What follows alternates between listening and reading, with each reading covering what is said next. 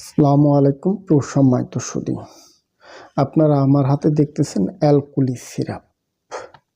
প্রতিটি মানুষের মানব দেহের জন্য গুরুত্বপূর্ণ মেডিসিন হচ্ছে অ্যালকুলি। প্রস্রাবে জ্বালাপোড়া করে, শরীর হাত পা জ্বালাপোড়া করে, পেটের ভিতরে আগুন হয়ে থাকে, বাথরুমটা ক্লিয়ার হয় না, এ জাতীয় সমস্যায় অ্যালকুলি সিরাপটি বেশ গুরুত্বপূর্ণ ভূমিকা পালন করে। এছাড়াও প্রদাহজনিত জন্ডিস, জ্বর, মূত্রকচ্ছতা, প্রস্রাবটা ক্লিয়ার হয় না, প্রস্রাবে বাধাগ্রস্ত, জ্বালাপোড়া করা, এমনকি লিভারে পাথর, কিডনিতে পাথর, মূত্রনালীতে পাথর, এ জাতীয় লক্ষণ যাদের আছে এদের ক্ষেত্রে অ্যালকুলি সিরাপটি বেশ গুরুত্বপূর্ণ।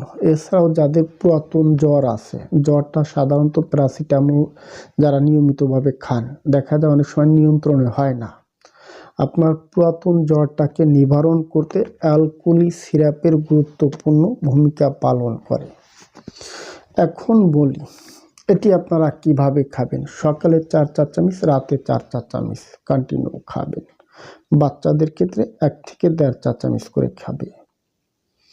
সর্বশেষ বলি এর কোনো সাইড এফেক্ট কিংবা পার্শ্ব প্রতিক্রিয়া আছে কিনা। দেখুন, অ্যালকুলি সিরাপ এটি ম্যানুফ্যাকচার করে থাকে হামদাদ ল্যাবরেটরিজ অফ বাংলাদেশ। এটি মূলত ইউনানি ডিভিশনের একটি ঔষধ, নন সাইড এফেক্ট মেডিসিন। কোনো চিকিৎসকের পরামর্শ নেওয়ার দরকার নাই। যদি আপনার প্রস্রাবে জ্বালাপোড়া, শরীর হাত পা জ্বালাপোড়া, পেটের ভিতরে আগুন হয়ে থাকে, বাথরুমটা ক্লিয়ার হয় না, কিংবা জন্ডিসের লক্ষণ থাকে, সেক্ষেত্রে আপনি নিয়মিতভাবে অ্যালকুলিটা খেতে পারেন। কিভাবে খাবেন? সকালে 4 চা চামচ, রাতে 4 চা চামচ।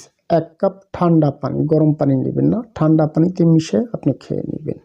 আর যারা পানি ছাড়া খেতে পারেন তারা পানি ছাড়া খাবেন। কতদিন খাবেন? 7 থেকে 14 দিন কিংবা লক্ষণ অনুপাতে 4 সপ্তাহ কন্টিনিউ খাবেন।